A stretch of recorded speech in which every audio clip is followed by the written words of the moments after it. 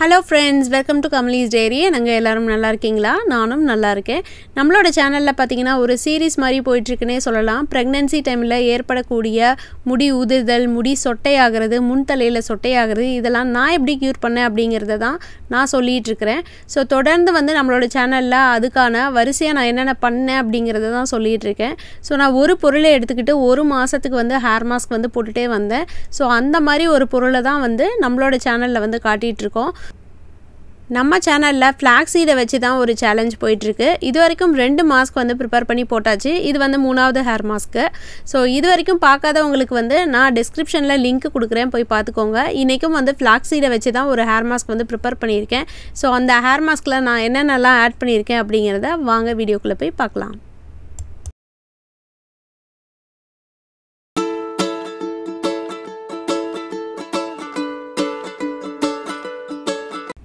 இன்னைக்கு ப்ரிப்பேர் பண்ணக்கூடிய hair மாஸ்க்ல சேர்த்துக்கிற first ingredient பாத்தீங்கன்னா ரைஸ் தான். ரைஸ்ல நிறைய நியூட்ரிஷன்ஸ் அண்ட் மினரல்ஸ் அதிகமாவே இருக்கு. ஹேர் growthக்கு ரொம்ப நல்லது. சோ ரைஸ்ல உள்ள எல்லா நியூட்ரிஷன்ஸுமே நம்மளோட ஹேர் ஃபாலிக்கலை வந்து ஸ்ட்ரெங்தன் பண்ணும். அதே மாதிரி கியூட்டிகல் டேமேஜ் இருந்ததுன்னா அதை ரிப்பேர் பண்றதுக்கும் இந்த ரைஸ் வந்து ரொம்ப ஹெல்ப்ஃபுல்லா இருக்கும். சோ ரைஸ் வாட்டர்லயும் சரி, பாயில்டு ரைஸ் வாட்டர்லயும் சரி அவ்வளோ பெனிஃபிட்ஸ் இருக்கு. சோ அரிசி எடுக்கிறப்ப எல்லாருக்கும் ஒரு டவுட் இருக்கும், என்ன அரிசி யூஸ் பண்ணணும்னு.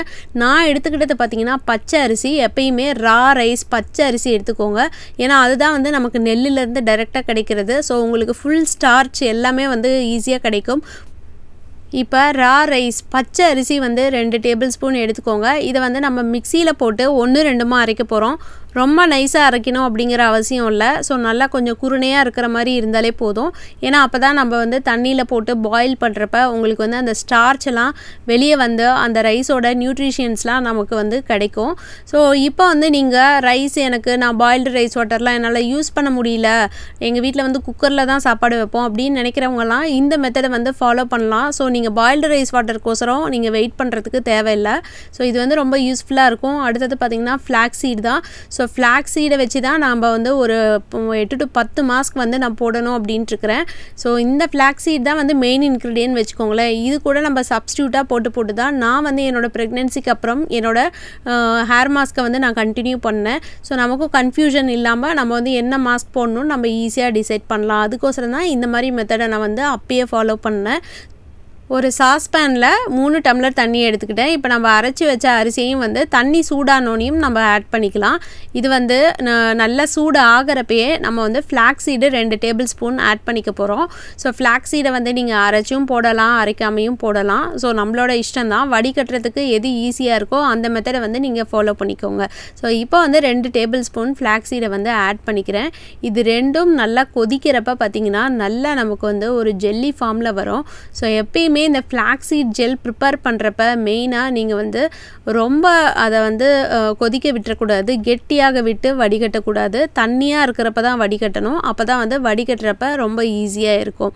ஸோ எந்த ஸ்டேஜில் வந்து நான் வடிகட்டணுன்ட்டு நான் உங்களுக்கு வந்து இதில் காட்டுறேன். ஸோ இப்போ பார்த்தீங்கன்னா மோஸ்ட்லி அரிசிலாம் வந்து மோஸ்ட்லி முக்காப்பதம் வெந்துருச்சு. அதோட நியூட்ரிஷன்ஸ் எல்லாமே வந்திருக்கும். அந்த வழவழப்பு குழப்பு எல்லாமே உங்களுக்கு வந்து தண்ணியிலே தெரியும்.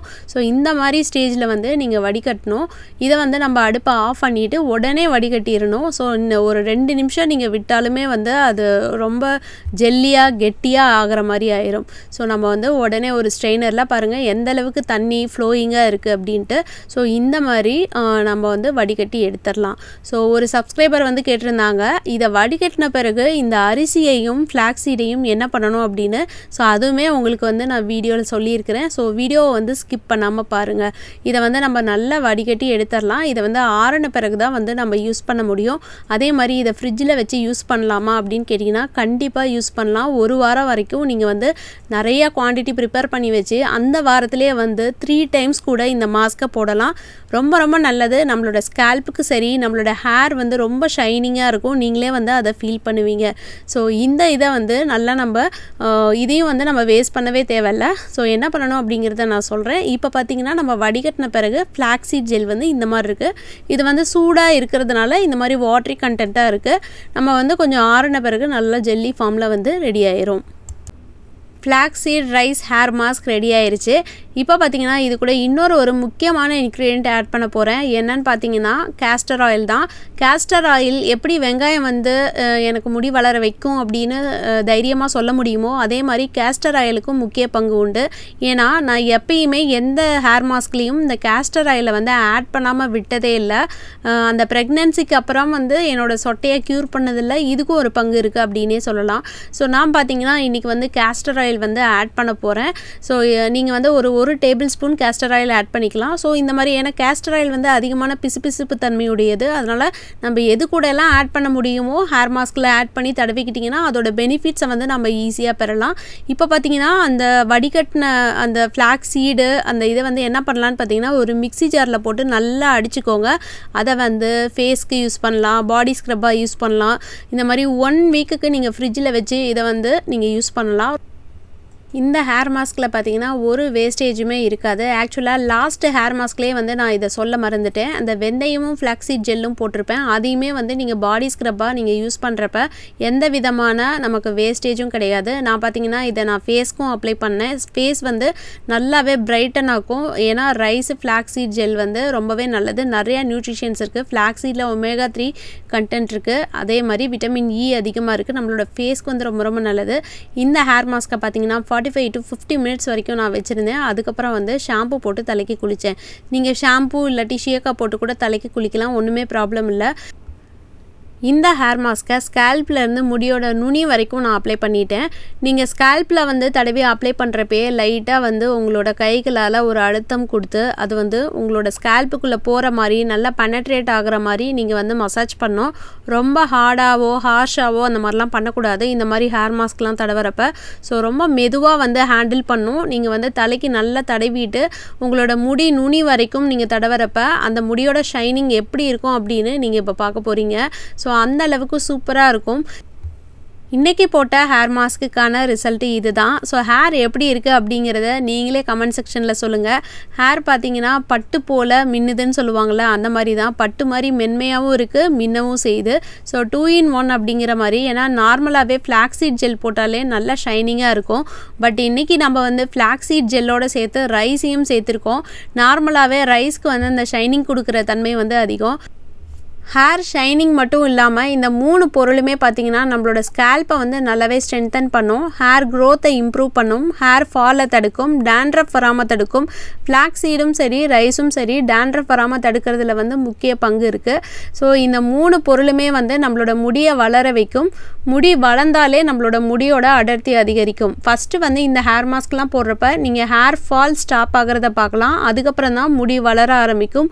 முடி வளர்றத வந்து ஒரு வாரத்திலயோ இல்ல ஒரு மாசத்துலயோலாம் வளராது. இத வந்து நீங்க கண்டினியூவா வந்து உங்களுக்கு எப்பப்பலாம் டைம் கிடைக்குதோ இந்த ஹேர் மாஸ்க வந்து போட்டு நீங்க ட்ரை பண்ணலாம். சோ இந்த ஹேர் மாஸ்க் அப்படினு இல்ல. சோ நிறைய பேர் கமெண்ட்ஸ்ல வந்து கேக்குறீங்க இந்த ஹேர் மாஸ்க எத்தனை தடவை போடணும் அப்படினு. சோ இது வந்து நம்ம ஒரு சீரிஸ் மாதிரி போயிட்டு இருக்கு இல்லையா? சோ flaxseedன்னு எடுத்துறோம். ஒவ்வொரு பொருளா ஆட் பண்றோம். உங்களோட டைம்க்கு உங்களோட கம்ஃபர்ட் ஜோனுக்கு உங்களுக்கு எது ஃப்ளெக்சிபிளா இருக்கோ அந்த மாதிரி நீங்க யூஸ் பண்ணிக்கலாம். இது இப்பதான் யூஸ் பண்ணனும் அப்படிங்கற கம்பல்ஷன்லாம் கிடையாது. ஏனா இது எல்லாமே வந்து நேச்சுரல் இன்கிரிடியன்ட் தான். எல்லாமே பலன் தரக்கூடியது. நம்ம சேனலை பிகினிங்ல இருந்து தொடர்ந்து பார்க்குறவங்களுக்கு தெரியும் ஹேர் டொனேஷனுக்கு அப்புறம் முடி எப்படி வளர்ந்துருக்கு அப்படின்ட்டு. ஸோ ஒவ்வொரு ஸ்டேஜ்லையுமே நம்ம வந்து வீடியோ எடுத்து போட்டு காட்டியிருக்கோம். ஹிப் அளவுக்கு இருந்த முடி வந்து இப்போ நீ லென்த் வரைக்கும் வளர்ந்துருக்கு.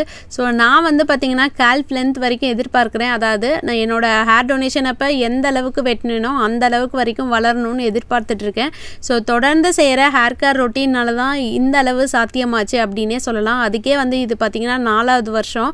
ஸோ என்னோட முடி வந்து இவ்வளோ தூரம் வளர்ந்ததுக்கு ஆஃப்டர் ஹேர் டொனேஷன். ஸோ உங்களுக்கு இந்த வீடியோ பிடிச்சிருக்கும்னு நினைக்கிறேன். கண்டிப்பாக இந்த வீடியோ உங்களுக்கு பிடிச்சிருந்ததுன்னா சின்னதாக ஒரு லைக் கொடுங்க. ஸோ உங்களோட ஃப்ரெண்ட்ஸ் அண்ட் ஃபேமிலிக்கும் வந்து ஷேர் பண்ணுங்கள். கண்டிப்பாக வந்து கமெண்ட் செக்ஷனில் வந்து உங்களோட கருத்துக்களை தெரிவித்தாதான் வந்து எனக்கும் வந்து அடுத்த வீடியோ போடுறதுக்கு வந்து மோட்டிவேட் பண்ணும். ஸோ உங்களுக்கு இந்த வீடியோ பிடிச்சிருந்ததுன்னா லைக் பண்ணுங்கள், ஷேர் பண்ணுங்கள். மறக்காமல் நம்ம சேனலுக்கு சப்ஸ்கிரைப் பண்ணிவிட்டு பக்கத்தில் உள்ள பெல் ஐக்கானையும் கிளிக் பண்ணிக்கோங்க. தேங்க்ஸ் ஃபார் வாட்சிங். Thanks for watching. Don't forget to subscribe to KamalisDiary.